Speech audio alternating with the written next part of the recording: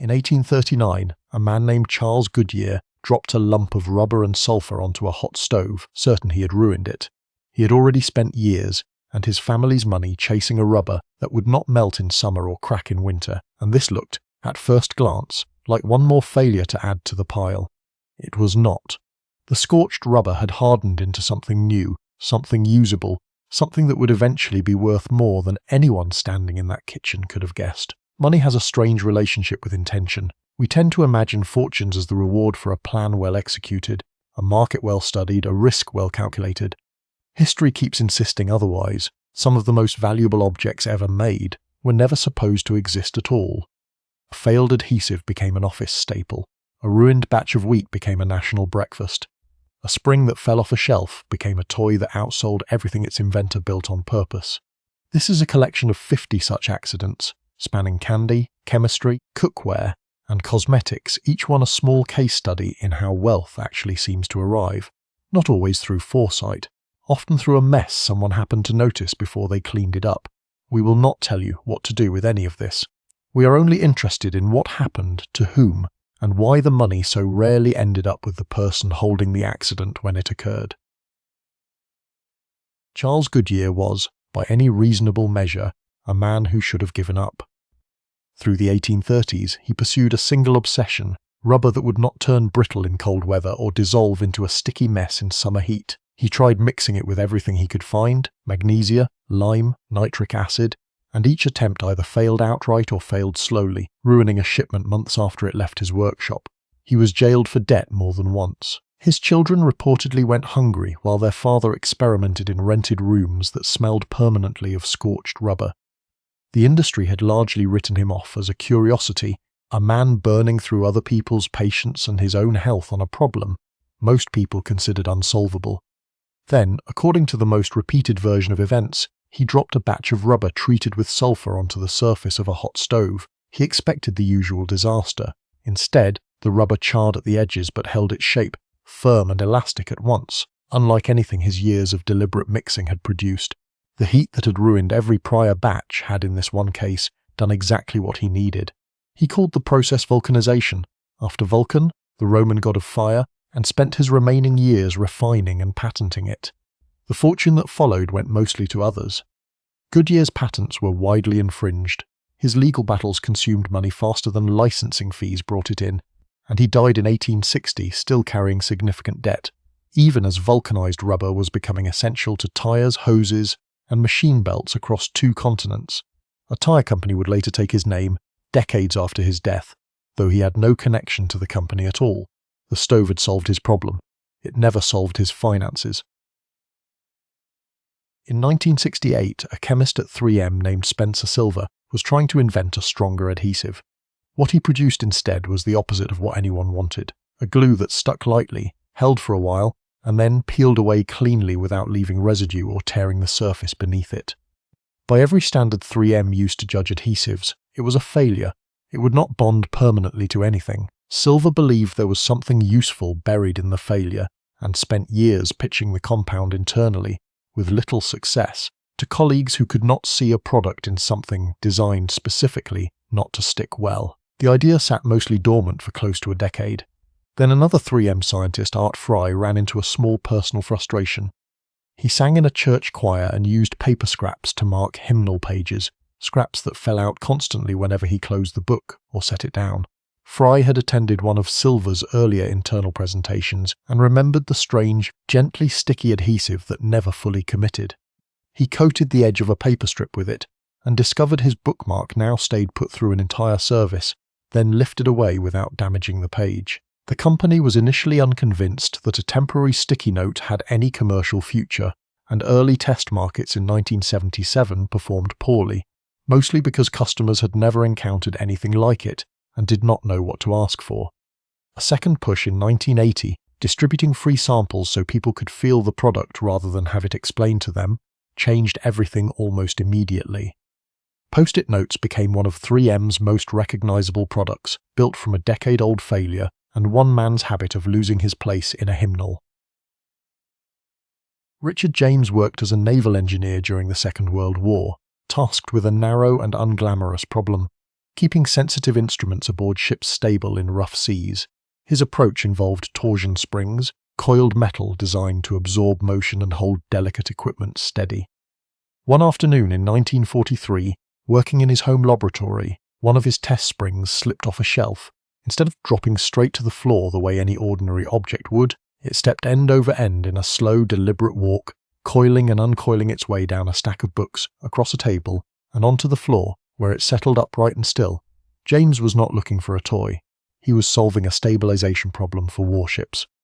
But he watched that spring make its strange descending walk and could not stop thinking about it. His wife Betty is credited with naming it Slinky, a word she found in a dictionary that meant sleek and graceful, which was an unusual description for a coiled steel spring but an accurate one for how it moved. The couple borrowed money to produce 400 units and set up a demonstration table at Gimbel's department store in Philadelphia in November 1945. They had almost no advertising and little confidence anyone would buy a metal spring with no apparent function. The entire stock sold out within 90 minutes. Richard James eventually left the company and his family behind for a religious mission in South America, leaving Betty James to run the business alone through the 1960s, when it nearly collapsed under debt before she rebuilt it into a lasting toy fortune. The spring had walked off the shelf on its own. Keeping the company upright afterward took considerably more effort than the accident itself. Percy Spencer never finished grade school. He grew up in rural Maine, taught himself electronics from library books, and eventually became one of Raytheon's most valued engineers, largely self-made in a field full of formally credentialed peers. During the Second World War he worked on magnetrons, the vacuum tubes that powered radar systems, refining their manufacture so dramatically that production speed rose from roughly 17 units a day to more than 2,000. In 1945, while standing near an active magnetron during routine testing, he noticed something odd. The chocolate bar in his pocket had gone soft and messy. Chocolate does not melt from ambient warmth in a lab that quickly. Spencer suspected the microwave energy radiating from the magnetron was responsible, and instead of simply cleaning up the mess and moving on, he decided to test the idea further. He placed popcorn kernels near the tube and watched them pop across the room. Then he cut a hole in a metal kettle, aimed the magnetron at an egg placed inside, and watched the egg explode when a curious colleague leaned in too close to observe. None of this was part of any assigned project. It was curiosity following an accident that most engineers would have wiped off their trousers and forgotten. Raytheon patented the discovery and built the first commercial microwave oven, a nearly 6-foot-tall unit called the Radarange, in 1947. It weighed over 700 pounds and cost more than most cars of the era, which meant it sold almost entirely to restaurants and institutional kitchens for years before shrinking, decades later, into something that fit on a kitchen counter. Spencer received a modest bonus and continued working for Raytheon rather than starting his own company. The fortune that followed the melted chocolate bar mostly accrued to the corporation, not the man who noticed the mess in his pocket. George de Mestral was a Swiss engineer with a habit of noticing things other people simply brushed off, literally. Returning from a walk in the Alps sometime in the late 1940s with his dog, he found both of them covered in small, stubborn burrs from the Cockelburr plant. Most people pick these off and think nothing more of it. De Mestral put a burr under a microscope and studied its structure closely enough to see hundreds of tiny hooks, each one catching on the small loops woven into fabric and fur. He recognized almost immediately that this natural fastening mechanism could be replicated mechanically, a hook and loop system that could open and close as many times as needed without wearing out the way buttons, snaps or laces eventually do. What followed was less a moment of triumph than a decade of frustration. Textile manufacturers he approached saw little value in a fastener that looked, to them, like an odd novelty rather than a serious replacement for anything already on the market. Producing consistent, durable hooks and loops at a manufacturing scale proved far harder than describing the concept, and de Mestral spent years refining looms and materials before nylon, treated under infrared light to form firm hooks, finally made mass production viable. He patented the invention in 1955, naming it Velcro, a blend of the French words for velvet and hook. Early sales were slow and mostly limited to niche uses. The turning point came from an unlikely source. NASA adopted Velcro for use in zero gravity. where astronauts needed a fastening system that worked without buttons or clasps and could secure loose objects to walls and suits alike. The publicity that followed lifted the product into mainstream manufacturing, clothing, and eventually medical devices, building a fortune from a plant most hikers regard as nothing more than an annoyance. For much of the 17th century, French winemakers in the Champagne region regarded bubbles as a problem to be solved, not a selling point. Cold winters interrupted fermentation before it finished, and when spring warmth returned, dormant yeast reactivated inside sealed bottles, producing carbon dioxide with nowhere to escape. The resulting pressure frequently shattered glass in storage cellars, sometimes setting off chain reactions where one exploding bottle triggered the next, an event cellar workers came to dread and nickname, with grim humour, the devil's wine. Vintners tried for decades to eliminate the effervescence entirely, viewing it as evidence of a flawed, unstable product rather than anything worth preserving on purpose. What changed the fortune of an entire region was not a solution to the bubbles, but a decision to control and present them instead. Barbe Nicole Ponsardin, widowed young and known afterward as the Widow Clicquot, took over her late husband's struggling wine business in 1805, at a time when women running commercial enterprises in France faced steep legal and social obstacles. She focused on a specific technical problem. The sediment left behind by that secondary fermentation clouded the wine and made it look unappealing even when the taste was fine. Her staff developed a method known as riddling, tilting and slowly rotating bottles neck down over weeks, so sediment settled against the cork where it could be removed cleanly, leaving the wine clear and the bubbles intact and celebrated rather than hidden. She marketed the resulting sparkling wine aggressively across Europe, including into Russia during a period when few Western businesses dared trade there, and built one of the largest fortunes of any woman in 19th century commerce. The defect that once shattered cellars became the entire identity of a luxury product. Champagne makers to this day still call an unwanted burst bottle by an older name, though few customers ever hear it. John Harvey Kellogg ran a sanitarium in Battle Creek, Michigan. In the 1890s, a wellness institution built around strict diets, mandatory exercise, and a general suspicion of rich, heavy foods.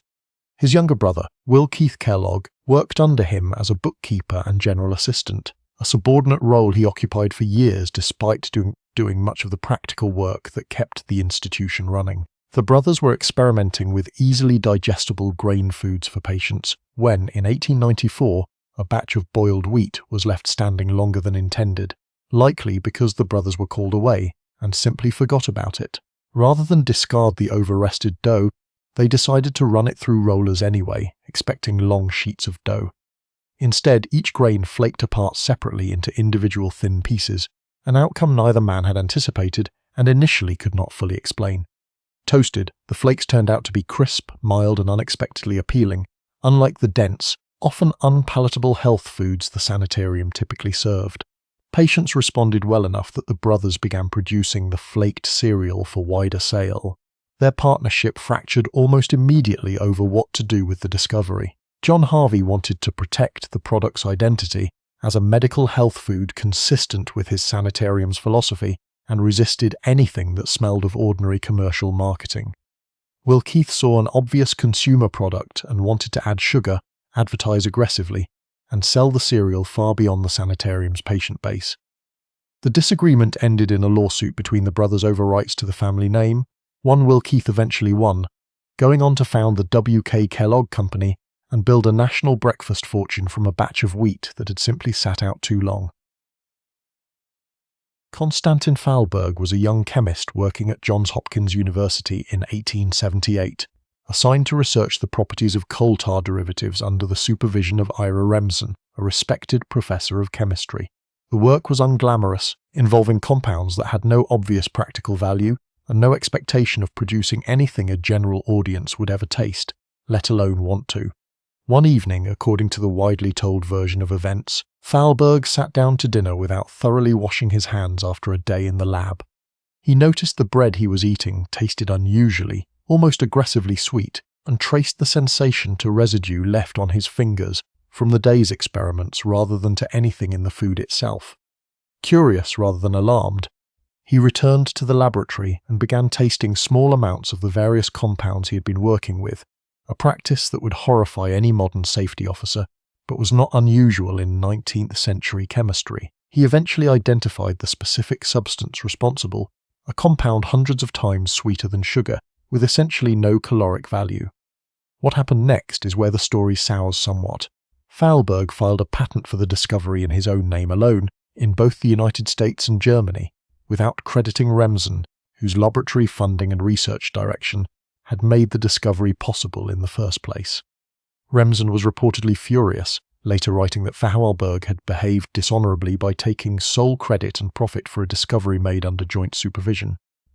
Fahlberg went on to build saccharin production into a substantial commercial venture, particularly once sugar shortages during the First World War drove demand for a sugar substitute that required no farmland or livestock at all. The sweetness on his fingers made him money. It did not make him well among the people who had made the discovery possible. Alfred Nobel's family business manufactured nitroglycerin, an explosive so unstable that transporting or storing it carried constant risk of accidental detonation. In 1864, an explosion at the family's factory outside Stockholm killed Nobel's younger brother Emil, along with several other workers, a tragedy that would have driven many manufacturers out of the business entirely. Nobel, instead, pursued the problem with what colleagues described as a grim, methodical persistence, searching for a way to stabilize the liquid without destroying its explosive force, since a safer but weaker explosive would have limited industrial value. The breakthrough, by most accounts, arrived through an accident rather than a deliberate formulation. A shipment of nitroglycerin being transported in metal cans packed with a fine, absorbent sedimentary material called kieselguhr developed a small leak. When workers unpacked the cans, they found the liquid had been fully absorbed into the packing material, without losing its explosive properties, and crucially, the resulting paste was far more stable and far less prone to accidental detonation from shock or friction than the pure liquid had ever been. Nobel recognized the packing material's accidental role immediately, and began deliberately combining nitroglycerin with kieselguhr in controlled ratios, patenting the resulting compound as dynamite in 1867. The name derives from the Greek word for power. Dynamite transformed mining, tunneling, and large-scale construction projects worldwide, and the licensing fees and manufacturing profits made Nobel one of the wealthiest self-made men in Europe by the time of his death in 1896. He left the bulk of his fortune to establish the prizes thus bear his name, because he was troubled by how thoroughly adopted for warfare rather than the peaceful construction projects he had originally imagined. KUUU Toll Products was a modest Cincinnati soap manufacturer through the early 20th century, and one of its most reliable products through the 1920s and 1930s was a soft, pliable clay-like compound sold specifically to clean coal soot residue off wallpaper. This was a genuine household need at the time, when most homes were heated by coal furnaces that coated interior walls with a fine dark film. The compound worked by lifting soot away when pressed and rolled across the wallpaper's surface, a simple and dependable business built around a very specific domestic problem. That problem began disappearing in the 1940s and 1950s as homes converted to gas and electric heating systems that produced far less indoor soot, and KYUOU Toll's core product line started losing relevance at a pace the company had no ready answer for. Around this time, according to company law, a relative of one of the founders who taught nursery school mentioned that her students seemed to enjoy playing with the wallpaper cleaner far more than any actual cleaning task warranted, molding it into shapes and pressing it into other materials the way children do with any soft moldable substance. The company's leadership, facing a shrinking market for the original product anyway, decided the observation was worth pursuing seriously rather than dismissing. They removed the cleaning detergent from the formula, added colour, and rebranded the compound entirely as a children's modelling toy under the name Play-Doh in 1956, marketing it directly to schools and, soon after, through television advertising aimed at parents. The pivot arrived just in time to save a company whose original product was becoming obsolete for reasons that had nothing to do with the product itself. And Play-Doh went on to outsell the wallpaper cleaner many times over within a matter of years. During the Second World War, the United States government faced a severe shortage of natural rubber, after Japanese forces took control of rubber-producing regions in Southeast Asia, cutting off supply chains the military and civilian economy both depended on heavily. Companies across the country were enlisted to help find a synthetic substitute, and General Electric engineer James Wright was among the researchers assigned to the problem. In 1943, while combining boric acid with silicone oil in one of countless combinations being tested, Wright produced a compound that stretched, bounced, and separated cleanly from surfaces in ways no rubber substitute needed to. It was, by the standards of the wartime project, a complete failure. It had none of the structural strength or heat resistance required to replace rubber in tyres, gaskets, or machine parts, and Wright samples were essentially set aside as an interesting curiosity with no obvious industrial application. The compound circulated informally among engineers as a novelty for years, occasionally used to relieve stress in workplace settings, before a toy shop owner named Ruth Folgatter noticed guests at a party were more entertained by playing with the strange bouncing putty than by the toys she had actually brought to sell. She and advertising consultant Peter Hodgson began marketing small amounts of it as a novelty item in 1950, packaging it inside a plastic egg to keep cost low and give it a distinct shelf presence. Hodgson eventually bought the full rights and built the packaging into one of the most recognizable novelty product formats of the 20th century, turning a failed wartime rubber substitute with no industrial use whatsoever into a toy fortune built almost entirely on the fact that people simply enjoyed holding it. In 1905, an 11-year-old boy in Oakland, California, named Frank E. Pierson mixed a batch of powdered flavoring with water using a wooden stirring stick, then left the cup sitting on his family's back porch overnight rather than finishing or discarding it. The temperature that particular night dropped low enough, unusually so for the region, that the mixture froze solid around the stick. E. Pierson found it the next morning, still holding the stick upright in the frozen block, and by most accounts simply ate it as a curiosity, discovering he had produced something closer to a flavoured ice treat on a handle than anything sold in stores at the time. He did not immediately grasp any commercial potential in the discovery, and continued making versions of the frozen treat for friends and neighbours informally over the following years,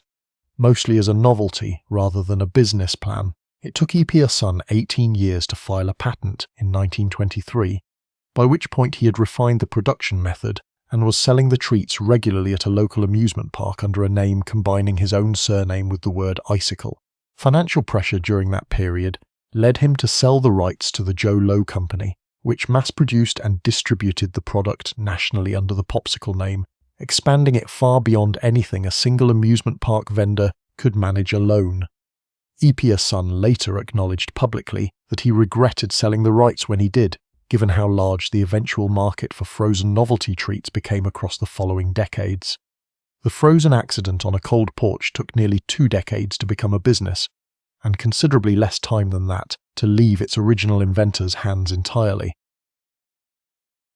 Procter & Gamble had been selling a plain white soap since the late 1870s, a solid but unremarkable product competing against many similar bars on the market, with no particular feature setting it apart. In 1879, a factory worker running one of the soap mixing machines stepped away from his post for lunch and, according to company accounts, forgot to switch the machine off. The batch was whipped far longer than intended, mixing in considerably more air than any standard formula called for. Rather than discard what looked like a botched, over-aerated batch, the plant shipped it out along with the rest of that period's production, either through oversight or a simple unwillingness to waste usable material. Customer orders soon began arriving specifically requesting more of that particular batch, describing a bar of soap that floated on top of bathwater instead of sinking to the bottom of the tub, a small but genuinely useful difference for anyone who had ever fumbled around underwater trying to find a dropped bar. Procter & Gamble investigated the requests, traced them back to the overwhipped batch, and rather than treating the discovery as an isolated fluke, deliberately reformulated the entire product line to whip in extra air on purpose going forward. The company began actively marketing the buoyancy as a defining feature under the name Ivory Soap, launching an advertising campaign built around its purity and its distinctive ability to float, a claim few competitors could make and none had built an entire brand identity around. What had started as an unattended machine and a batch nobody meant to ship became the company's flagship product for well over a century, all traceable to a lunch break nobody thought to schedule around.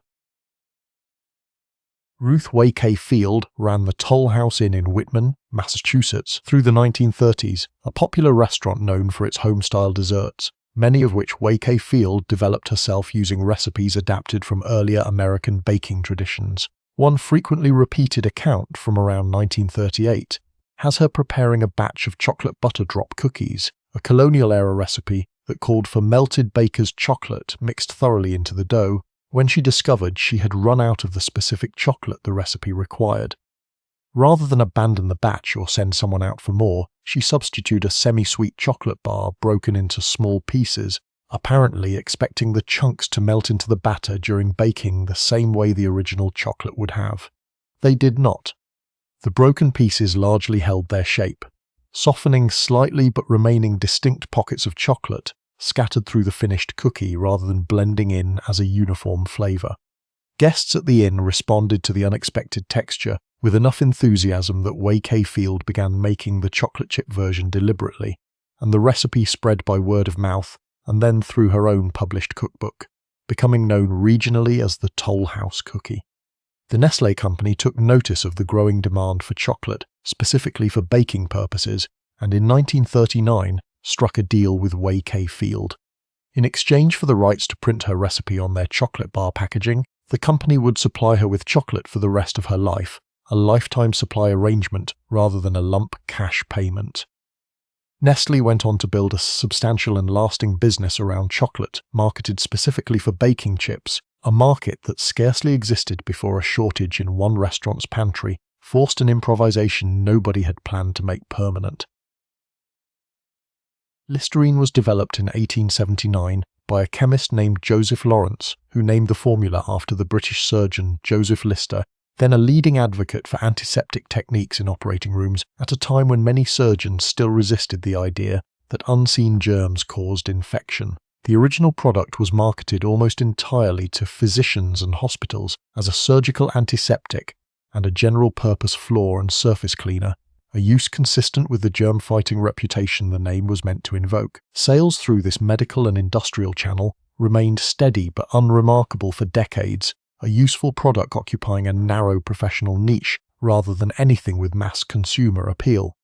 The shift that built Listerine's real fortune came in the 1920s, when the Lambert Pharmaceutical Company, which owned the brand by then, began marketing the antiseptic directly to ordinary consumers for a use it had never been specifically developed to treat: chronic bad breath. The company's advertising took an obscure medical term, halitosis, largely unfamiliar to the general public at the time, and presented it as a serious, common, and socially devastating condition that friends and romantic partners would never tell you about directly. The advertisements featured lonely, unmarried characters whose secret flaw, halitosis, was quietly ruining their prospects, a framing designed to manufacture anxiety about a condition most people had never previously worried was even a defined medical problem. Sales grew dramatically within a few years of the campaign's launch, and the company's revenue reportedly multiplied many times over during the following decade. The antiseptic itself had not changed meaningfully from its surgical origins. What changed was the story told about who needed it and why, moving a product from operating rooms into bathroom cabinets by inventing, more or less from scratch, the specific fear it claimed to solve. In 1957, two engineers named Alfred Fielding and Mark Chavans set out to develop a textured plastic wallpaper for the home decorating market,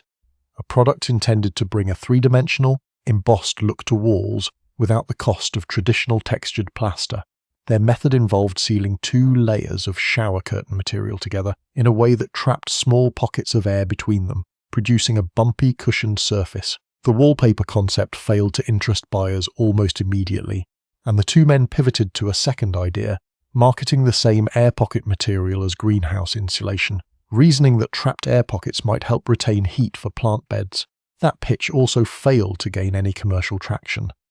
By most conventional measures, the two engineers had now failed twice with the same underlying material, and a less determined pair might have abandoned the idea entirely at that point. Instead, in 1960, a marketing employee at their newly formed company, Sealed Air Corporation, was demonstrating the material to IBM representatives who were searching for a way to protect their new, famously delicate 4001 computer during shipping. IBM had been packing the machines in materials that frequently failed to prevent damage during transit, an expensive problem for a company shipping large, sensitive electronics across the country. The cushioning air pockets that had failed as wallpaper and failed as insulation turned out to be exactly what was needed to protect fragile equipment in transit, and IBM became an early major customer. Sealed Air built its business almost entirely around this single application from that point forward, and the material, sold under the name bubble wrap, went on to become one of the most widely used packaging products in the world, a fortune built from 2 consecutive commercial failures in completely unrelated markets. During the First World War, the Kimberly-Clark Company developed a highly absorbent material called Cellophane as a substitute for cotton, which was in short supply due to wartime demand, particularly for use as surgical dressings and filters in military gas masks. When the war ended in 1918, Kimberly-Clark found itself holding substantial manufacturing capacity and raw material for a product whose primary wartime market had simply disappeared overnight, a common and often ruinous problem for companies that had retooled heavily around military contracts. The company searched for civilian uses and initially marketed the material as a disposable pad for removing cold cream and makeup, branding it Kleenex in 1924 and positioning it explicitly as a beauty and skincare accessory, rather than anything related to its wartime origins. Sales were adequate but unremarkable through the mid-1920s, a modest niche product competing for attention in an already crowded cosmetics market. What changed the trajectory of the product came from customers themselves, rather than from anything the company's marketing department had planned. Kimberly-Clark had included a customer feedback mechanism in its early Kleenex advertising, and letters began arriving in noticeable numbers describing an entirely different use. People were using the disposable pads to blow their noses rather than to remove cold cream, finding the soft, absorbent, disposable tissue far more convenient than reusable cloth handkerchiefs, which had to be washed and carried around used. Kimberly-Clark's leadership, rather than insisting customers use the product as originally intended, tested the alternate use in surveys, found overwhelming preference for it, and rebranded Kleenex entirely around disposable facial tissue rather than cosmetic removal. The pivot transformed a leftover wartime material into one of the most recognizable household staples of the 20th century, guided almost entirely by paying close attention to what customers said they were actually doing with it. In 1942, a young chemist named Harry Coover was working for Eastman Kodak on a wartime research project aimed at developing clear plastic materials suitable for precision gun sights, a task requiring optically pure compounds that would not distort or discolor under field conditions. Among the substances he tested was a class of chemicals called cyanoacrylates, which turned out to bond almost instantly and with tremendous strength to nearly any surface they touched, including laboratory equipment, workbenches, and researchers' own gloves. For a project specifically requiring clear, stable optical materials that could be shaped and polished, a substance that stuck permanently to everything it touched was an active liability rather than an asset, and Coover rejected the compound for that purpose, setting it aside as an interesting but impractical nuisance. Nearly a decade later, in 1951, Coover was overseeing a separate research project on heat-resistant polymers for jet cockpits, when a colleague working with the same cyanoacrylate family accidentally glued 2 expensive lenses of a refractometer together while testing the material's properties, ruining the instrument in the process. Rather than treating the incident purely as a costly mistake to be written off, Coover recognized the same bonding behavior he had rejected during the war and began to consider it seriously on its own terms, as a product rather than an obstacle. He demonstrated the adhesive publicly in 1958 by lifting a television host entirely off the ground, using a single drop of the compound between 2 metal surfaces, a striking illustration that helped establish the product's reputation. Eastman Kodak launched it commercially as Eastman 910, later sold more widely under the name Superglue, turning a chemical rejected once for being disastrously sticky into a mainstay of household and industrial adhesives. Long before any company manufactured a plastic disc for recreational throwing, College students across New England had already developed the habit of flinging empty metal pie tins across campus lawns, largely because the tins were free, plentiful, and happened to fly reasonably well when thrown with a flick of the wrist.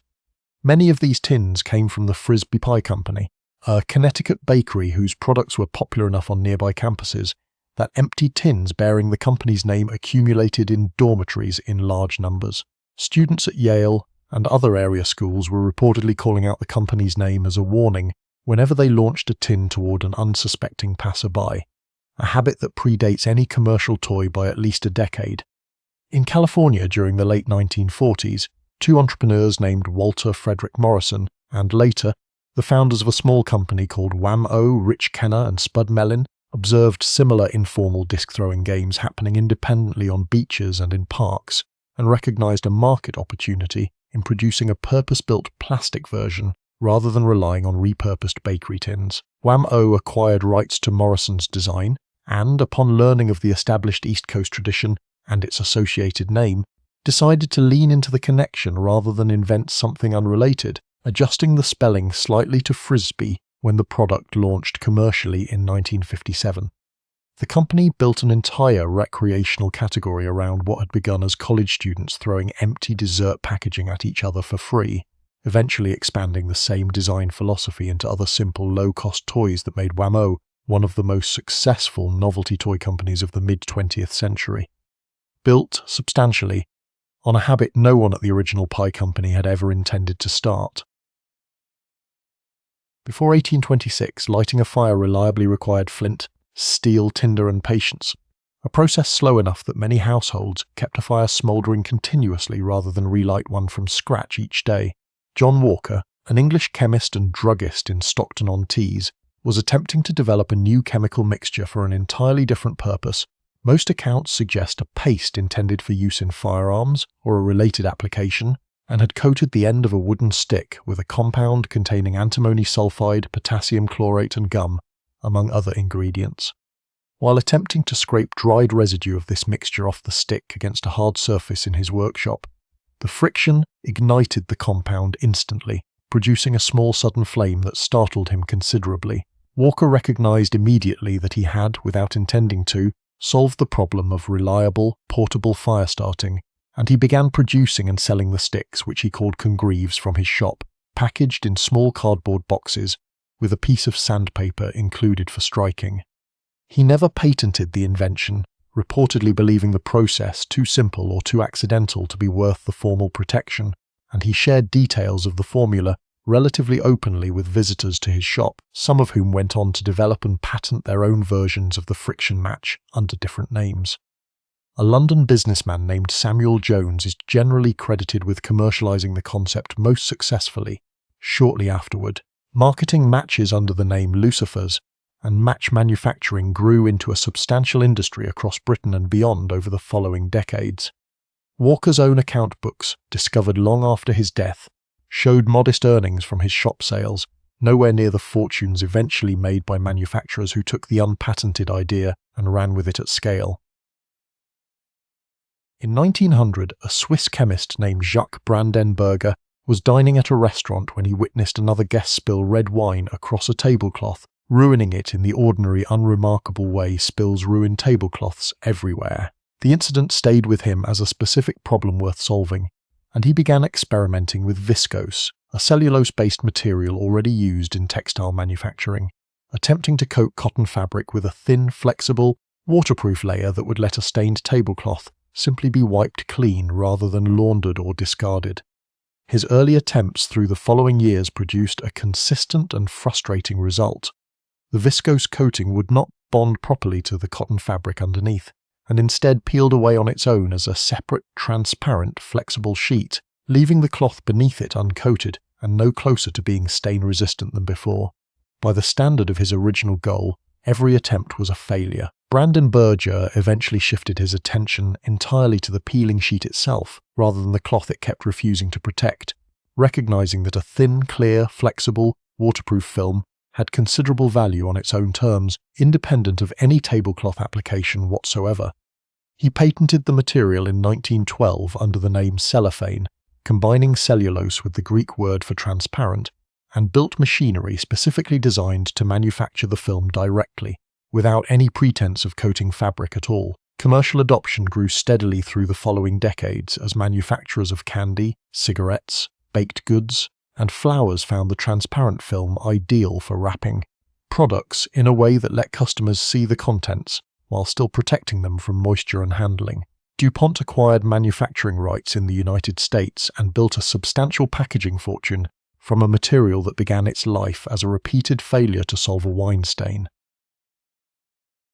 William Wrigley Jr. arrived in Chicago in 1891 as a young soap salesman working for his father's company, competing in a crowded market where dozens of similar soap brands fought for the same retail shelf space. Trying to differentiate his product from the competition, Wrigley began offering retailers a small incentive with every large soap order. A can of baking powder included free, a common enough sales tactic of the period intended to sweeten a deal without cutting the underlying price. He soon noticed that customers seemed considerably more excited about the free baking powder than about the soap itself, a pattern significant enough that Wrigley made the obvious pivot and switched his entire business to selling baking powder directly rather than treating it as a bonus item. Applying the same instinct once more, he began offering 2 packs of chewing gum free with every can of baking powder, purchased, again as a simple incentive to encourage larger orders from retailers who had plenty of baking powder brands to choose from already. The pattern repeated itself almost exactly. Customers responded to the free gum with more enthusiasm than they showed for the baking powder it was meant to promote, and by 1892 Wrigley had abandoned baking powder entirely to focus on manufacturing and selling chewing gum as the primary business, twice pivoting his company around a giveaway that had outperformed the actual product for sale. Early gum brands struggled against established competitors until Wrigley invested heavily in advertising, including a now famous decision to mail free sticks of gum to every listed telephone number in the United States in 1915, a marketing gamble that dramatically expanded brand recognition. The company Wrigley built from 2 consecutive accidental discoveries, each time noticing what customers actually wanted, rather than what he was trying to sell them, became one of the largest confectionery businesses in the world. Walter Hunt held the kind of restless, prolific inventive mind that produced dozens of practical devices over the course of his life, including an early repeating rifle mechanism, a fountain pen, a machine for making nails, and a functional sewing machine he developed years before Elias Howe and Isaac Singer became famous for similar devices. Hunt's consistent pattern, and ultimately his financial undoing, was a habit of selling the rights to his inventions quickly and cheaply, often to cover immediate debts, rather than developing and manufacturing them himself to capture their long-term value. In 1849, owing a friend $15, Hunt reportedly sat down determined to invent something he could sell for enough money to settle the debt, and within a matter of hours, using a single piece of wire, he devised the coiled safety pin still recognizable today, featuring a clasp that covered the sharp point and a spring mechanism that held the pin closed securely. He patented the design and, needing the money quickly, sold the patent rights outright for $400 to W.R. Grace & Company, using a portion of the sum to pay off his original $15 debt and keeping the remainder for himself. The buyer went on to manufacture and license the safety pin design across an enormous and enduring consumer market, one that persisted essentially unchanged in basic design for well over a century afterward, generating returns that dwarfed the original $400 sale many times over. Hunt continued inventing other devices for the rest of his life, with the same pattern of selling rights early and cheaply, never building the kind of sustained fortune that his own ingenuity might otherwise have supported, a case where the invention itself proved far more durable than the deal struck to sell it. Robert Chi Zebro was a young chemist in the 1850s working in the emerging kerosene industry, traveling to oil fields in Pennsylvania to study the extraction and refining process at a time when petroleum was still a novel and poorly understood substance. While observing rig operations, he noticed the workers dealing with a persistent nuisance, a thick waxy residue that built up on drilling equipment, gumming up machinery and requiring regular removal. Burr also noticed that the same workers had taken to applying small amounts of this waste byproduct, which they called rod wax, directly onto cuts, burns, and scrapes they picked up during the physically demanding work, reporting that it seemed to speed healing and soothe irritated skin.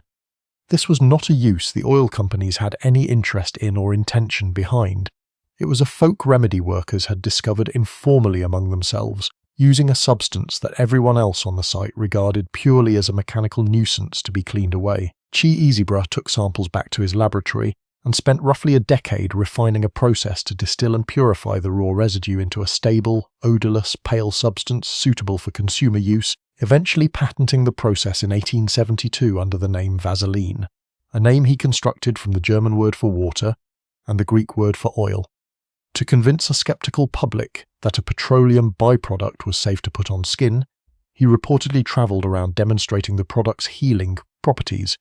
by deliberately burning or cutting his own skin in front of audiences, then applying Vaseline and showing the wound's progress over following visits. The demonstrations, unusual as they were, built enough public trust to establish the product as a household staple, turning drilling equipment grime that oil rig workers had discovered a private use for into one of the most recognisable skincare fortunes of the era.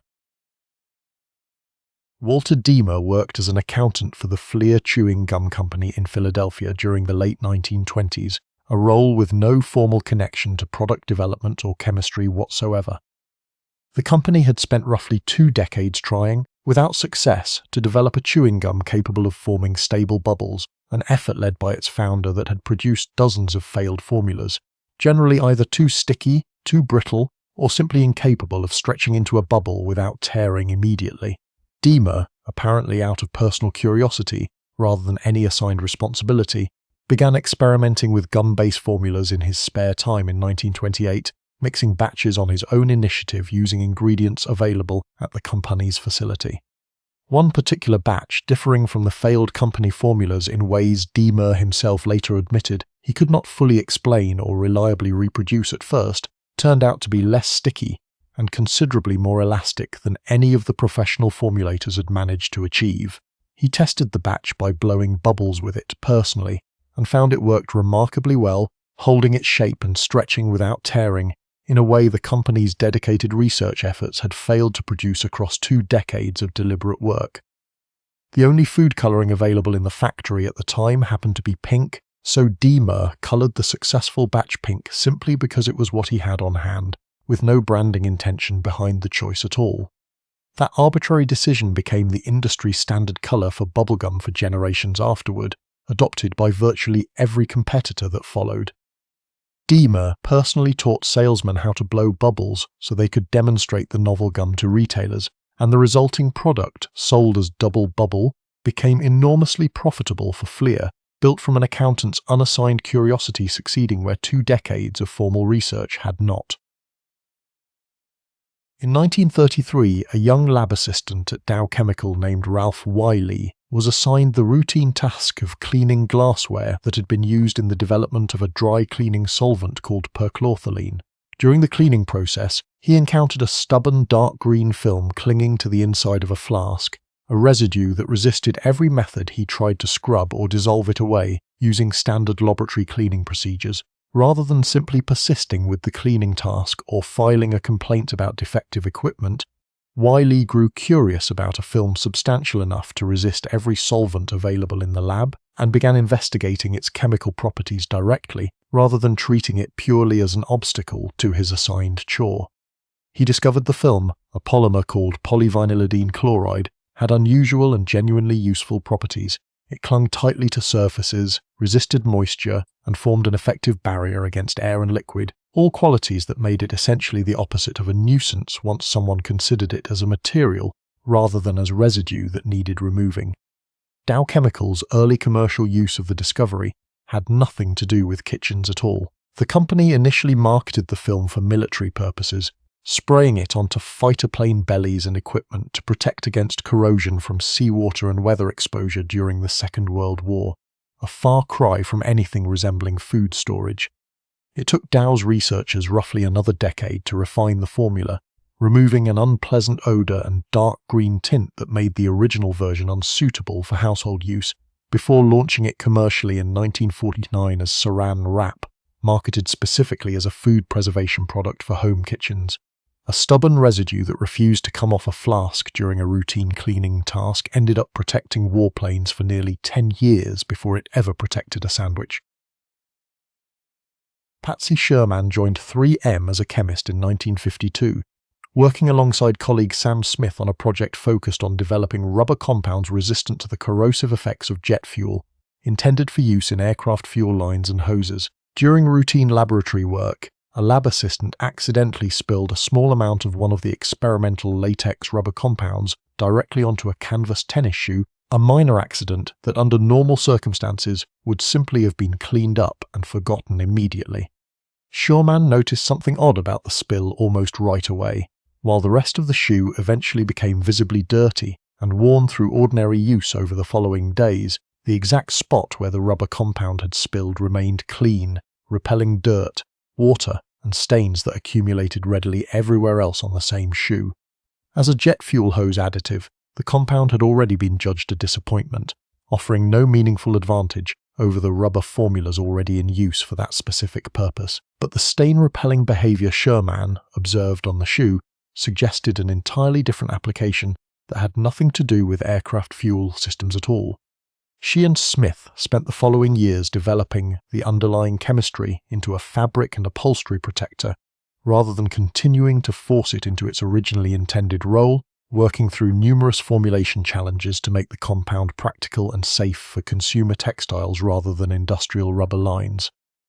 3M launched the resulting product commercially as Scotchgard in 1956, marketing it to furniture manufacturers, carpet makers, and clothing companies as a stain and water repellent treatment, and it became one of the company's most successful and enduring product lines for decades, all traced back to one accidentally spilled sample that behaved oddly on the exact wrong part of an assistant's tennis shoe. Earl Deake's son worked as a cotton buyer for Johnson & Johnson in the early 1920s, a company already well established in the surgical dressing business, but not yet known for anything resembling a household first aid product. Deake's son's wife, Josephine, was reportedly quite prone to minor kitchen accidents, cutting and burning herself with some regularity while cooking, injuries that required Deake's son to apply gauze and adhesive tape by hand each time, a slow, fiddly process especially when he was not there to help immediately after an accident occurred. To solve this recurring domestic problem, Deake's son began assembling small pieces of gauze onto strips of adhesive tape ahead of time, covering the sticky surface with a removable protective fabric so his wife could simply cut off a length, remove the covering, and apply the pre-made bandage to a wound herself without needing his assistance at all. He brought the idea to his employer, and Johnson & Johnson agreed to manufacture the product, launching it commercially in 1921 as Band-Aid, though early sales were remarkably slow, reportedly totaling only around $3,000 in the product's first year, a disappointing figure for a company hoping for a new consumer category. The turning point came from a shift in distribution strategy rather than any change to the product itself.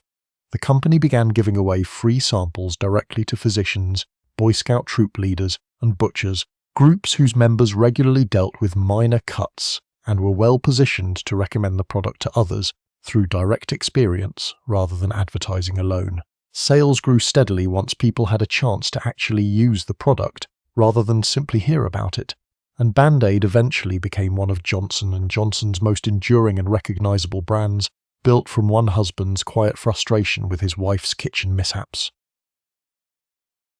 The 1904 World's Fair in St. Louis drew millions of visitors over its run, and included a dense concentration of food vendors selling everything from waffles to exotic fruit, competing for attention and business in the summer heat across a sprawling exhibition ground. Ice cream was an especially popular item given the weather, and several vendors sold it by the scoop in small paper dishes, a standard practice of the era that depended on a steady, reliable supply of disposable dishware to keep pace with demand throughout each hot afternoon.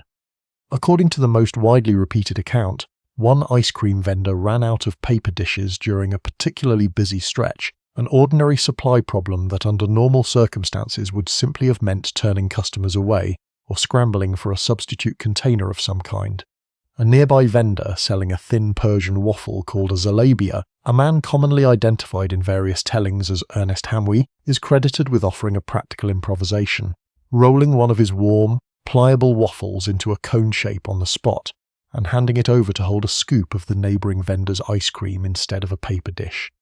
Several other vendors at the same fair later claimed independently to have invented the same improvised solution around the same time, and historians generally accept that the shortage-driven pairing of waffle and ice cream likely occurred more than once across the crowded fairground, rather than through a single inventor's isolated insight.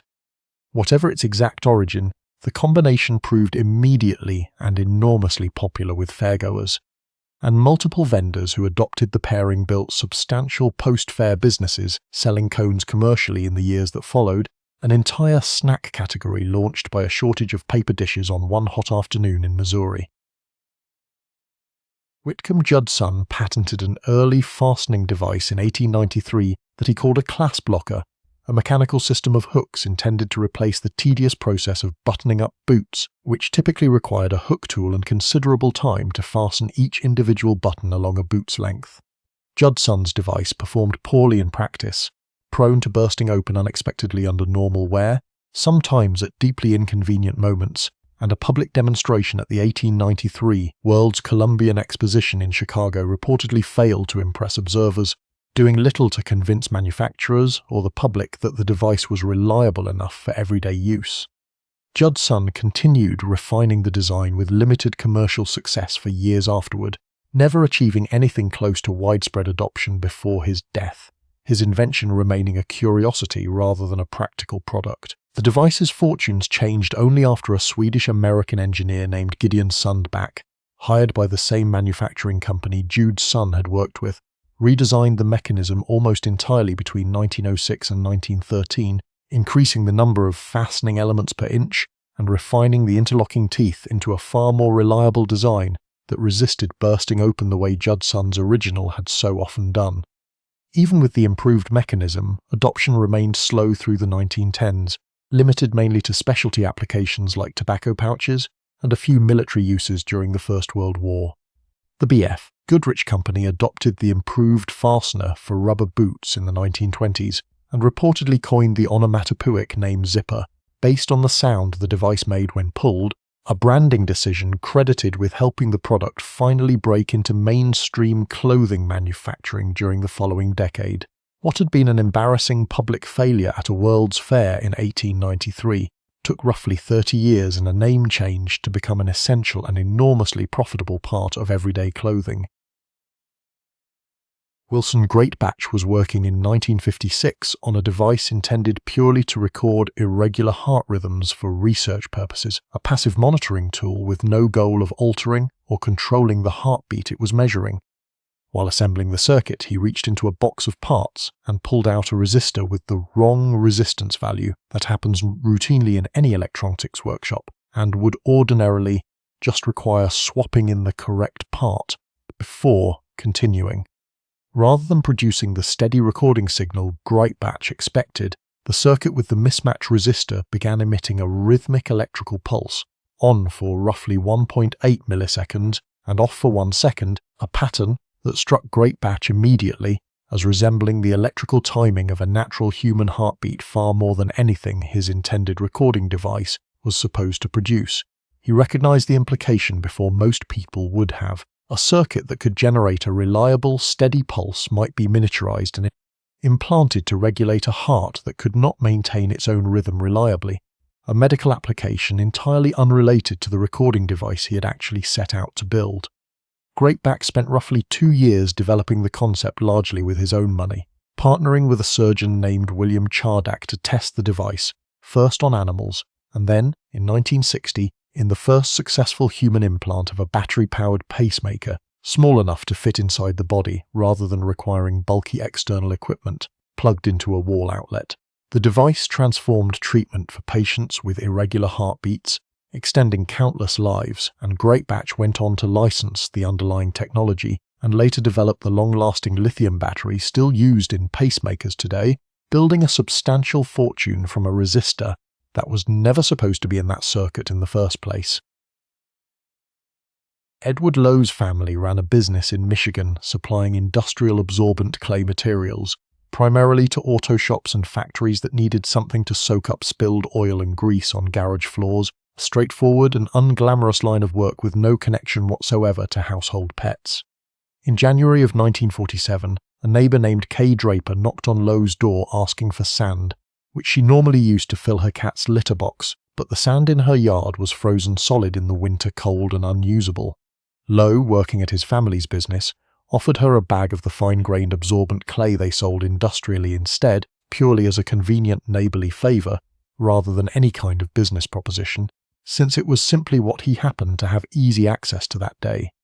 Draper reported back shortly afterward that the clay had worked remarkably well, absorbing moisture and odour far more effectively than the sand or ashes most households used at the time, and asked for more. Lowe recognised an opportunity that his family's industrial clients had never suggested to him directly, bagged a small quantity of the same clay under the name Kitty Litter, and began giving it away for free to local pet stores simply to build interest, since store owners were sceptical that customers would pay for something they could get from a hardware store or use ashes for at no cost at all. The product caught on gradually through word of mouth and the free sample strategy, and Lowe built a company around it that eventually made him one of the wealthiest men in his industry, all traced back to a frozen sandbox and a bag of clay handed over as a favour with no expectation of profit attached to it at all. André Cassagneux worked as an electrician in France during the 1950s, and in his free time experimented with a decal printing process used to transfer designs onto surfaces, using aluminum powder applied through a stencil. While cleaning up after one such project, he noticed the fine aluminum powder had adhered to the inside of a clear plastic sheet in a pattern that seemed to correspond to marks he had made, and that the powder could be manipulated and even erased by manipulating the sheet, an effect entirely incidental to the decal work he had actually been trying to complete.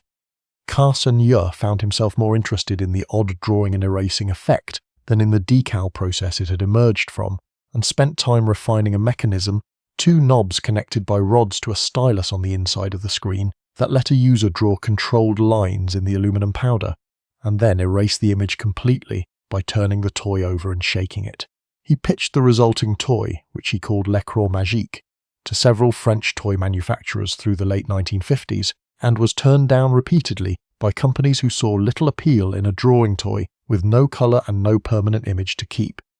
The Ohio Art Company encountered the toy at the Nuremberg International Toy Fair in Germany in 1959, and, unlike the earlier French companies, saw commercial potential in its simplicity and low manufacturing cost, licensing the design and renaming it Etch-a-Sketch for its 1960 American launch.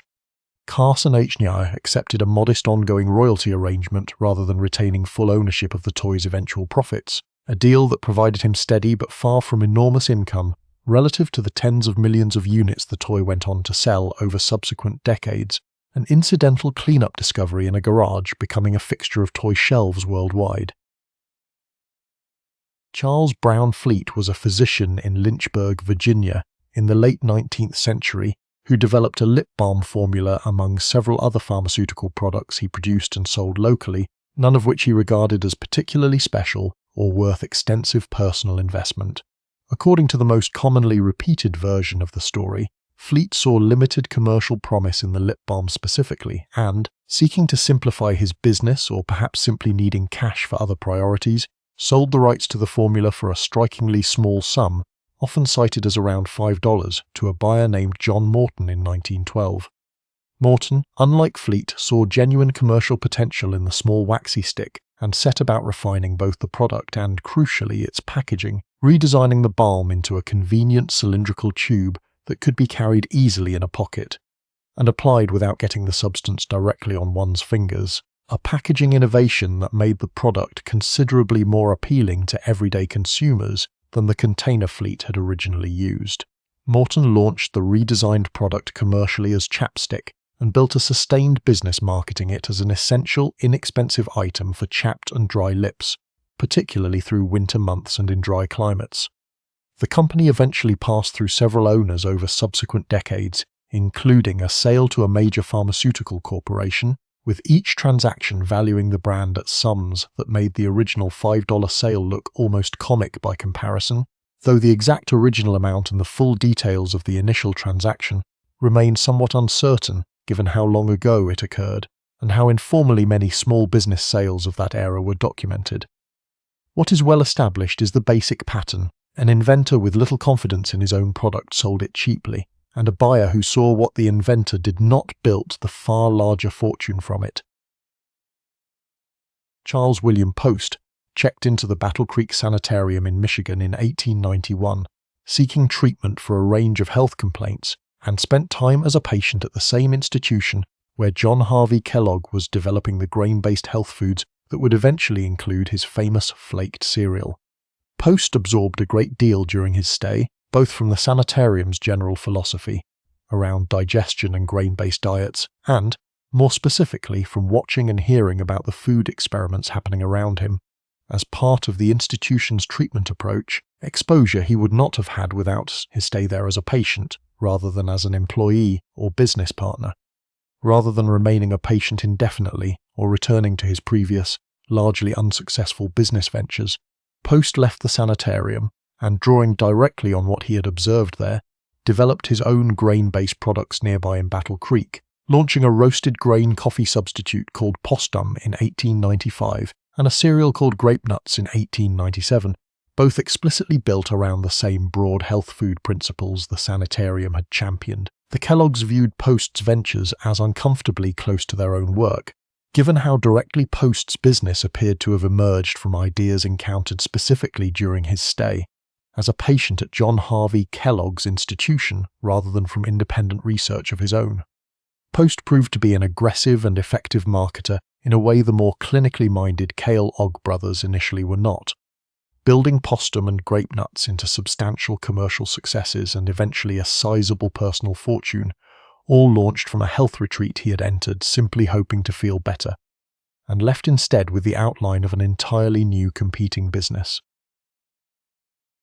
In the early 1950s, a small San Diego company called the Rocket Chemical Company was working on a narrow specific problem for the aerospace industry,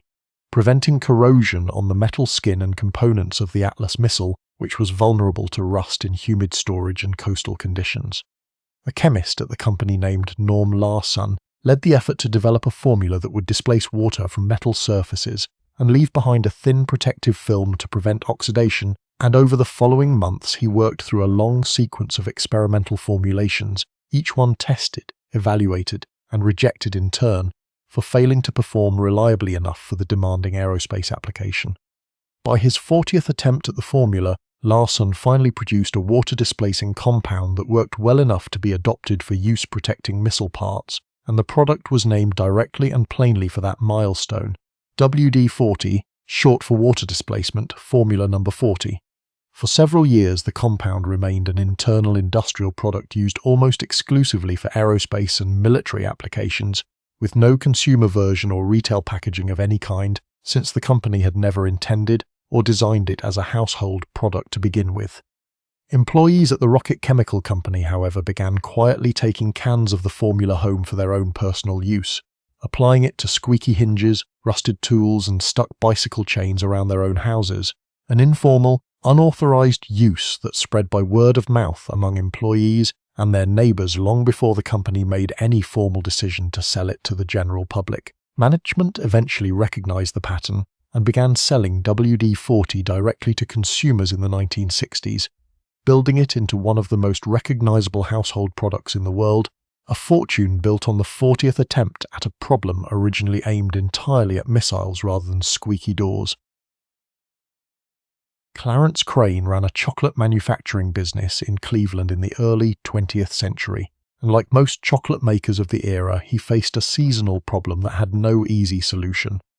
Chocolate melted and became unsellable during the summer months, forcing him to either scale back production dramatically or find something else entirely to sell, while demand for his primary product collapsed with the warm weather.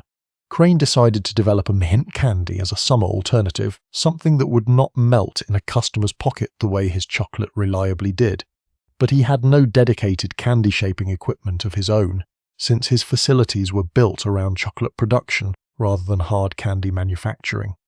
Rather than invest in new equipment for what he regarded as a secondary seasonal product, Crane arranged to borrow a pharmacist's pill-punching machine,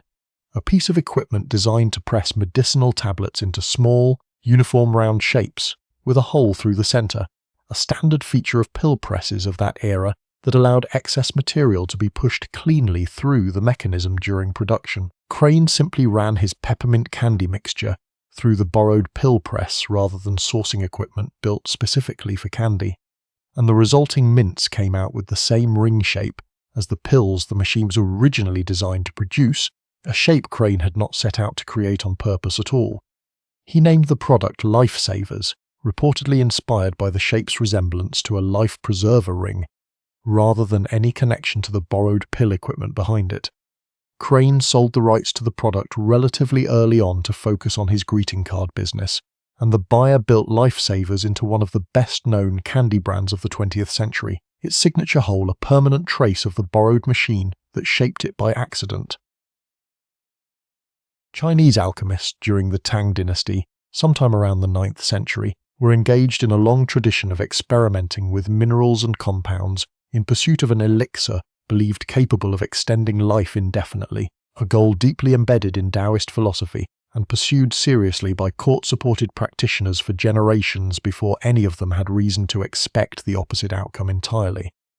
Among the substances these alchemists mixed and tested were saltpeter, sulfur, and charcoal, combined in various proportions in the ongoing search for medicinal compounds with restorative or life-extending properties, a search that produced numerous mixtures, most of which simply failed to demonstrate any medicinal effect at all. One particular combination of these three ingredients, rather than offering any hint of healing power, proved instead to be violently and unpredictably flammable, burning far more intensely than anything the alchemists had previously encountered in their experiments, occasionally injuring practitioners who handled it carelessly during testing. Early Chinese texts describe the resulting substance with evident caution, warning against careless handling and noting cases where experimenters were burned or their beards singed while working with it, treating the discovery initially as a curiosity and a hazard rather than any kind of breakthrough. Over the following centuries, the mixture's genuinely useful properties, dramatic and controllable combustion, gradually found application first in religious and ceremonial fireworks used to mark festivals and ward off evil spirits, and later in an entirely different direction as a weapon of war powering early fire arrows, primitive grenades, and eventually cannon as the formula was refined and its proportions better understood. Trade in gunpowder and the increasingly sophisticated weapons built around it moved along the same routes that carried silken spices between East and West, generating fortunes for merchants, weapons manufacturers, and eventually entire states, all traceable to alchemists, who were never looking for anything remotely explosive in the first place. James Spangler worked as a janitor in Canton, Ohio, in the early 1900s and suffered from asthma severe enough that the dust he stirred up while sweeping floors with a standard broom left him consistently short of breath and uncomfortable at work, a persistent occupational hardship rather than a business opportunity as far as anyone around him could initially tell. In 1907, drawing on his own limited mechanical skills, Spangler built a crude but functional device combining a rotating brush, an electric fan motor, and a pillowcase used as a dust bag, assembled largely from spare parts he had on hand, in an effort to solve his own breathing problem rather than to launch any kind of commercial venture. The device worked well enough that Spangler patented it in 1908 and attempted to manufacture and sell it himself on a small scale, but he lacked the capital, manufacturing capacity, and business experience to grow the venture beyond a modest local operation, and he struggled financially trying to keep it going. He eventually turned to a relative for help, his cousin's husband, a leather goods manufacturer named William Hoover, who saw considerably more commercial potential in the device than Spangler had been able to realize on his own, and purchased the patent rights from him outright. Hoover possessed the manufacturing infrastructure, sales network, and capital that Spangler had lacked, and he built an aggressive door-to-door sales and free home trial program that introduced the device to households across the country far more effectively than Spangler's small operation ever could have managed alone. The resulting company took Hoover's name rather than Spangler's, and the vacuum cleaner brand became so dominant in the market that Hoover eventually entered common usage as a generic verb for vacuuming itself, a linguistic legacy built on an invention whose original creator's name most users of the word have never heard. The Upjohn Company developed minoxidil in the 1960s as an oral medication intended to treat severe, treatment-resistant high blood pressure, a legitimate and serious medical need at the time for patients whose hypertension did not respond adequately to existing treatments. Clinical trials for the drug focused, as expected, almost entirely on cardiovascular measurements, blood pressure readings, and related indicators of the drug's intended effect on the circulatory system, with researchers paying close attention to exactly the outcomes the trial had been designed to measure. As trials progressed, however, physicians and nurses monitoring patients began noting an unexpected and consistent pattern that had nothing to do with blood pressure. A meaningful number of patients taking the oral medication were experiencing noticeable hair growth, in some cases quite dramatic, appearing on parts of the body where the patients had previously had little or no hair at all. This was recorded initially simply as a documented side effect, the kind of unrelated observation that appears routinely in drug trials and is usually noted, filed, and given no further attention once the trial concludes and the drug's primary approved use moves forward. Researchers at Upjohn recognized that the observation might have significant commercial value entirely independent of the drug's original cardiovascular purpose, and the company shifted its research toward developing a topical version of minoxidil, specifically formulated to be applied directly to the scalp, a formulation aimed squarely at treating hair loss rather than blood pressure at all. The topical product launched commercially in the 1980s under the brand name Rogaine, becoming one of the first medications marketed directly and specifically for hair regrowth, and building a substantial and lasting market around a side effect that the original cardiovascular research had never set out to look for or expect in the first place. John Pemberton was a pharmacist in Atlanta in 1886, one among many of his era experimenting with combinations of coca leaf extract, kola nut sugar, and various other ingredients to create tonics marketed for headaches, fatigue, and general nervous complaints, a crowded and competitive category of patent medicine that produced dozens of similar products across the country at the time. Pemberton's particular formula, mixed at his pharmacy and initially sold from a soda fountain as a 5-cent drink, performed modestly at best in its first year, generating sales figures that barely covered the cost of the sugar and other ingredients involved, an unremarkable local product with no obvious sign it would ever amount to anything beyond a small-town curiosity.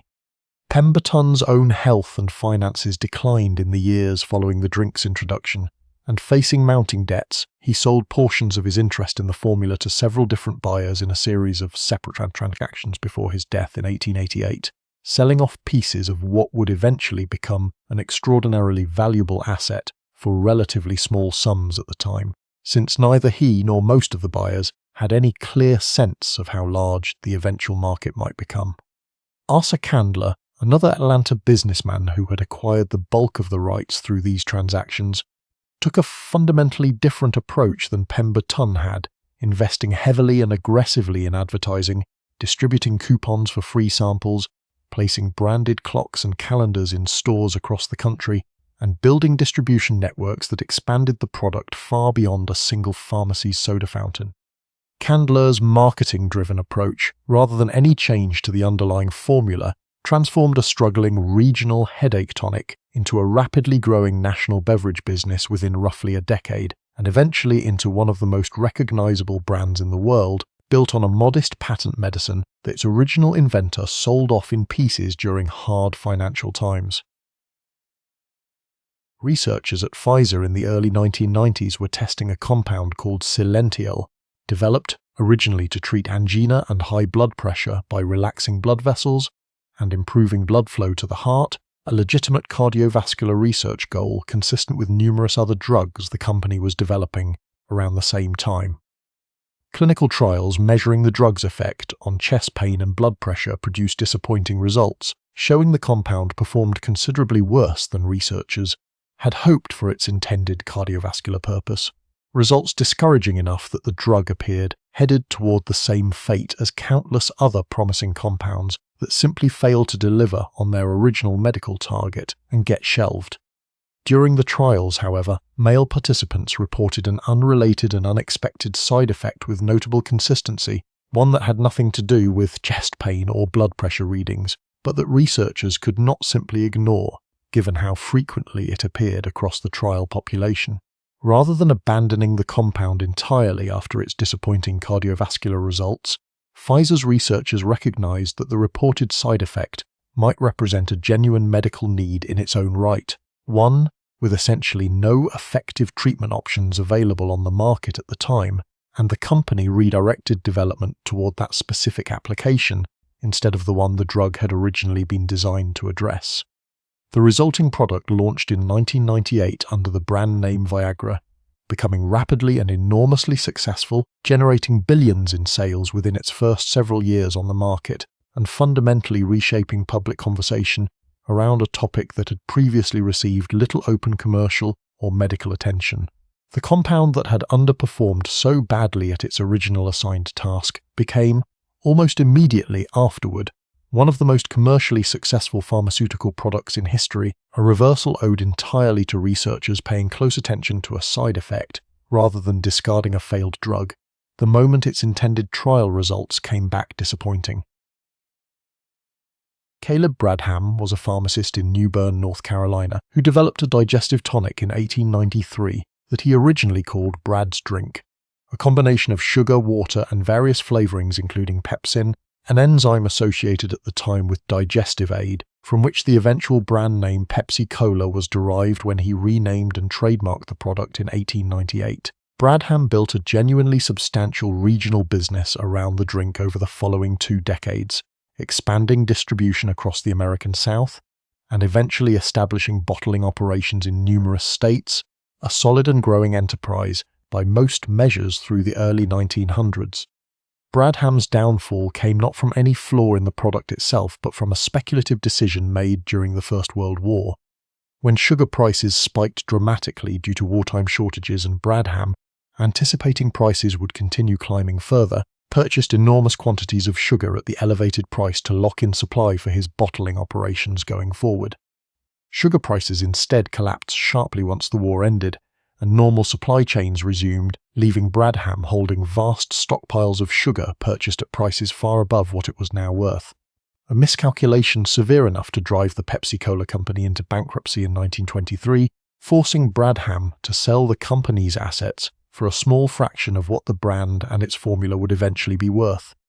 The company changed hands multiple times over the following 2 decades, surviving a second bankruptcy in the 1930s before new ownership under Charles Goodyear, who had acquired candy stores with access to soda fountain equipment, aggressively repositioned Pepsi as a larger, cheaper alternative to its main competitor during the Great Depression, rebuilding the brand into a lasting and eventually enormous soft drink fortune built on the same formula Bradham had twice lost control of through financial misfortune that had nothing to do with the drink itself.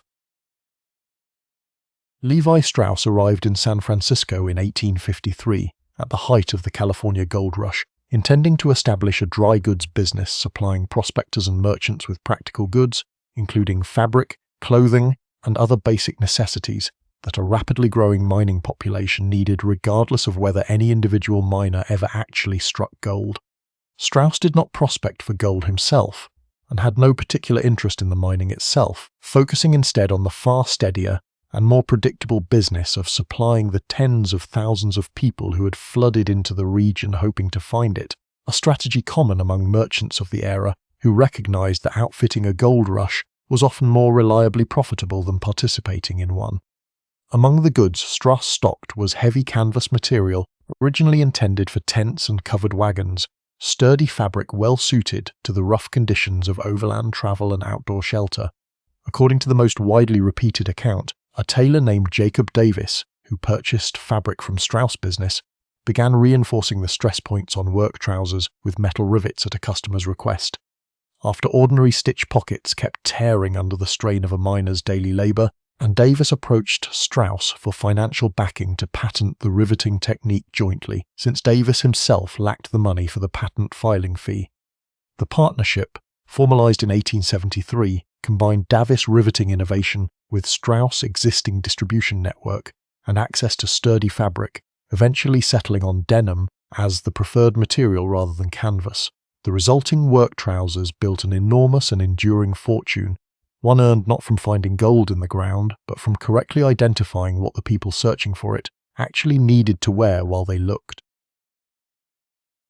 Erno Rubik taught architecture and design at a technical college in Budapest in 1974 and had a particular fascination with structural problems involving independently moving parts, an interest that led him to build a small cube made of smaller cubes that could rotate around a central axis without the entire structure falling apart. A mechanical puzzle he originally built to help his students visualize and understand three-dimensional spatial relationships more concretely than diagrams on a page could manage. Rubik was not entirely certain the mechanism he had designed would function reliably at all when he first began assembling it, given how many individual pieces needed to rotate freely around each other while still holding together as a coherent structure rather than simply falling apart in his hands. And he reportedly spent considerable time simply good whether the thing would work mechanically before considering what, if anything, one might actually do with it once it did. Once assembled, Rubik scrambled the coloured faces of his teaching model and then discovered, to his own genuine surprise, that returning the cube to its original solved state was far more difficult than he had anticipated, taking him roughly a month of persistent effort to solve his own creation for the first time. He recognized in that difficulty an entirely unexpected possibility, separate from its original teaching purpose, patenting the design in Hungary in 1975 under a state-controlled economic system that made international marketing and distribution considerably more complicated than it would have been for an inventor elsewhere. A Hungarian trading company eventually connected Rubik's puzzle with a Western toy distributor, and the cube launched internationally in 1980 under his own name, becoming one of the best-selling toys in history and generating a substantial personal fortune for a design professor who had originally built the object purely to help his students understand geometry. Wilhelm Röntgen was a physics professor in Würzburg, Germany, working in November of 1895 with cathode ray tubes, sealed glass devices that produced a faint glow when high voltage passed through them under low air pressure, a subject of established scientific interest at the time with no particular expectation of any dramatic new discovery attached to it. While running experiments in a darkened laboratory, Röntgen noticed a strange phenomenon he had not anticipated at all. A screen coated with a fluorescent chemical, positioned some distance away, and on the far side of the room from his sealed tube, began glowing faintly whenever the tube was in operation, even though the tube itself was covered in black cardboard, specifically to block any visible light from escaping it. Since visible light could not have caused the glow through an opaque covering across that distance, Röntgen recognized he was observing some entirely new and previously undocumented form of radiation, one capable of passing through solid materials that ordinary light could not penetrate at all. He spent the following weeks investigating the mysterious rays intensively and largely in secret, testing their ability to pass through various materials of different thickness and density, and famously produced an image of the bones inside his own wife's hand by placing it between the tube and a photographic plate, an image that would soon astonish physicians and scientists across the world once he published his findings in December of 1895. Röntgen made a deliberate decision not to patent the discovery, believing the underlying physics belonged to humanity generally, rather than to any individual inventor seeking to profit from it, and he donated the substantial prize money from the first Nobel Prize in Physics, awarded to him in 1901, to his university. Equipment manufacturers who built and sold the diagnostic machines that used his unpatented discovery went on to earn far more from it than Röntgen himself ever sought or received. Roy Plunkett worked as a research chemist for DuPont in 1938, tasked with developing new refrigerant gases as safer, non-toxic alternatives to the ammonia and sulfur dioxide compounds that were then commonly used in refrigeration systems, chemicals that posed serious health and safety risks if they leaked. Plunkett was specifically investigating tetrafluoroethylene gas, storing samples in pressurized canisters for later testing, as part of his broader refrigerant research program, a routine step in an entirely conventional industrial chemistry project with no expectation of producing anything beyond an improved refrigerant compound. When Plunkett and his assistant opened one of the pressurized canisters to continue their scheduled testing, expecting the gas to flow out normally as it had in every previous test, Nothing came out at all, and initial inspection suggested the canister was simply empty or malfunctioning, an unremarkable equipment failure by most standards. Rather than discard the seemingly empty canister, Plunkett sawed it open to investigate and found the interior coated with a waxy white solid, an entirely unexpected transformation, since the gas had somehow polymerized into a solid substance inside the sealed container, rather than remaining a gas or leaking out as expected.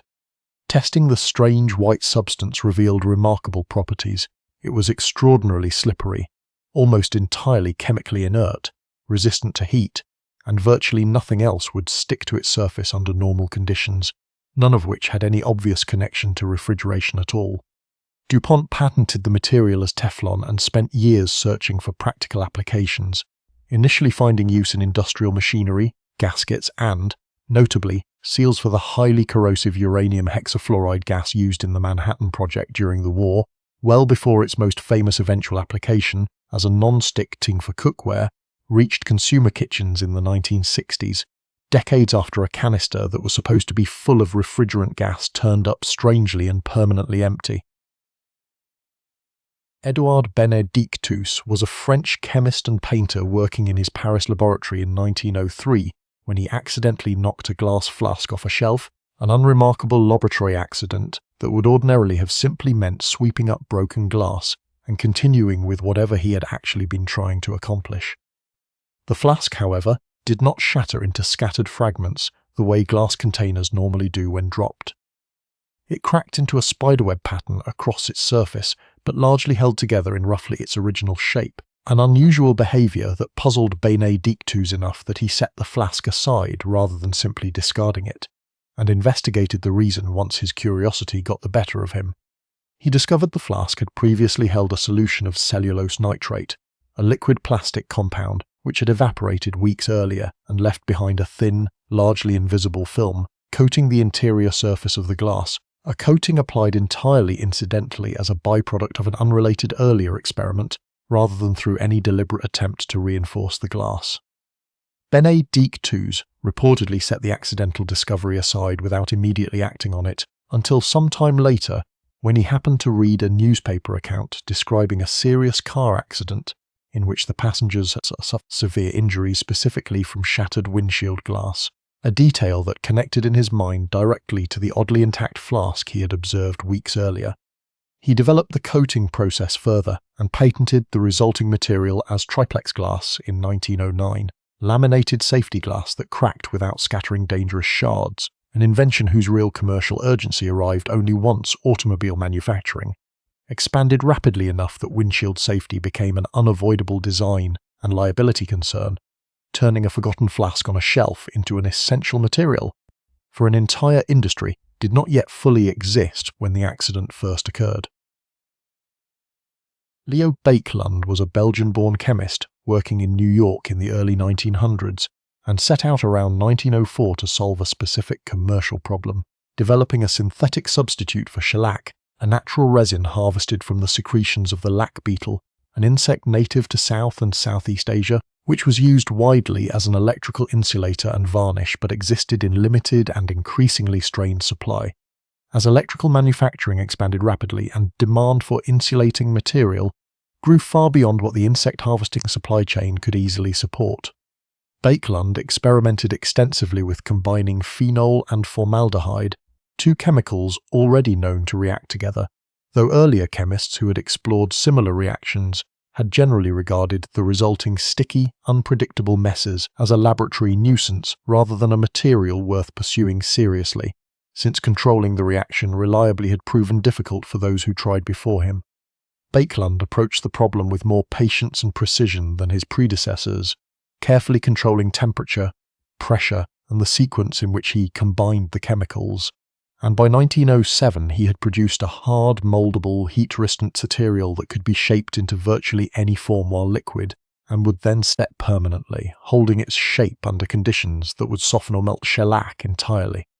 The substance was not really a shellac substitute at all by the time Baekeland finished refining it, since shellac remained soft under heat while his new material, which he named Bakelite, did not, making it useful for an enormous range of applications shellac had never been suited for in the first place, including telephone housings, electrical components, and countless moulded consumer goods throughout the following decades. Bakelund's company grew substantial enough that he eventually sold it for a reported $1 million in the 1920s, a fortune built on chasing an existing product and ending up, almost as an accident of careful chemistry, with something considerably more valuable instead. Alexander Fleming was a bacteriologist at St Mary's Hospital in London, known among colleagues for a somewhat disorganised laboratory habit of leaving petri dishes with bacterial cultures sitting out for extended periods rather than cleaning and sterilising them promptly, a practice other scientists occasionally criticised, but one that in this particular case produced an outcome no amount of tidiness would have allowed him to observe. Returning from a family vacation in September of 1928, Fleming found a stack of petri dishes containing Staphylococcus bacteria that he had left uncovered on his workbench before leaving, several of which had become contaminated with mould spores that had drifted in through an open window, an ordinary laboratory nuisance that most researchers would simply have discarded without further examination. One dish in particular caught his attention before he threw it away. A clear ring surrounded the mould contamination, an area where the bacteria had failed to grow at all, as though something in the mould itself was actively preventing the surrounding bacterial colony from spreading into that space. Fleming identified the mould as a strain of penicillium, and correctly concluded that it was producing some substance capable of killing or inhibiting the growth of bacteria nearby, publishing his findings the following year, though he himself made only limited progress toward purifying the substance into anything resembling a usable medical treatment, and his initial paper attracted relatively little scientific attention at the time. It took roughly another decade and the urgent medical demands of the Second World War before a separate team of researchers at Oxford, led by Howard Florey and Ernst Chain, developed methods to produce and purify penicillin at a scale suitable for treating patients, work that pharmaceutical companies in the United States then scaled into full industrial mass production. Fleming received a Nobel Prize alongside Florey and Chain in 1945, but the far larger financial fortunes built on his accidental observation went almost entirely to the companies that later learned to manufacture what he had merely noticed. Charles Goodyear died owing money, having built a process worth more than he ever collected from it. That pattern repeats through nearly every story in this list, quietly enough that it is easy to miss the first few times and impossible to miss by the 50th. The people who stumble into the discovery and the people who end up holding the fortune are very often not the same person, and the difference between them usually has less to do with the size of the idea than with what happened to it in the weeks and years directly afterward. A spring that fell off a shelf, a flask that cracked instead of shattering, a canister that came up strangely empty. None of these moments announced themselves as valuable. Someone simply happened to be paying attention when they occurred, and then separately, someone else usually had to decide what the accident was actually worth, and to whom. History does not seem especially interested in rewarding the cleverest plan. It seems, more often, to reward whoever notices the mess before it gets cleaned up, and whoever is willing to sit with a ruined batch or a botched formula long enough to ask what it might be good for instead of what it was supposed to be. We are not going to tell you what to make of that, only that it keeps happening, in kitchens and laboratories and rented rooms, to pharmacists and janitors and accountants who were not looking for any of this when it found them. Somewhere out there tonight, something is quietly going wrong in exactly the way that eventually pays for itself. No one involved will know it yet,